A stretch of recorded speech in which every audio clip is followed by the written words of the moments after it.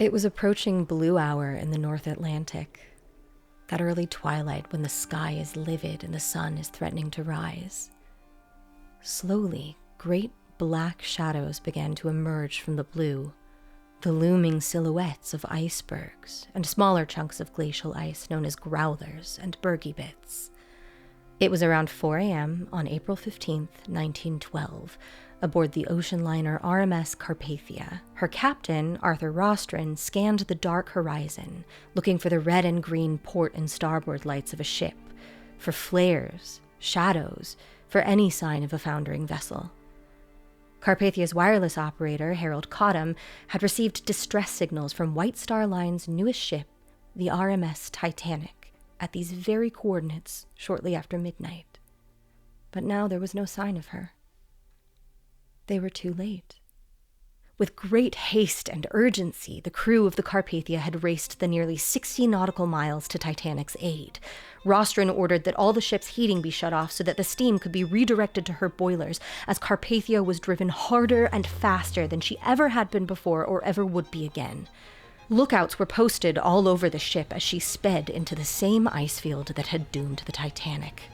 Some of Carpathia's passengers were awoken as she strained and shuddered and shook, reaching an alleged speed of 17 knots. She'd only been built to reach 14. As one of her crewmen would later say, the old boat was as excited as any of us. But they had been too late. There was no sign of the great White Star Liner. Not even any debris. Suddenly, a green spark of light ignited in the near distance. About a quarter-mile off, Titanic's fourth officer, Joseph Boxall, had lit a flare aboard Lifeboat 2. Captain Rostron rang down to the engine room, slow ahead, and he began to bring the Carpathia around to rescue the first of Titanic's 20 lifeboats. This is where most retellings of the Titanic narrative end. The Carpathia arrives a little under 2 hours after Titanic slipped beneath the calm Atlantic, taking with her more than 1,500 souls, and a mere 700-odd survivors are rescued as day breaks on April 15th, 1912.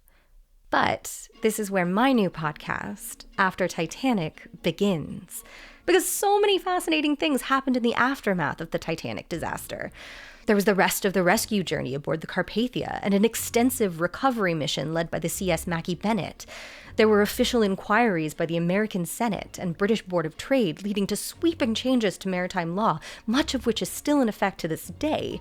There have been dozens of film and television adaptations, the first of which was released a mere 29 days after the sinking and starred one of the survivors. There was Bob Ballard's expedition to find her, which was actually a covert mission to recover 2 lost U.S. nuclear submarines. And there's the enduring allure of this doomed vessel, this epic historical tragedy that still fascinates people to this day, sometimes so much that they risk their own lives just to get a chance to see her wreckage in person. My name is Amanda Hootman, but a lot of my friends call me Hoots. I am not a historian, nor do I have any relevant degrees, but I do spend a lot of time on Reddit, and Titanic has been one of my special interests since I was about 8 years old.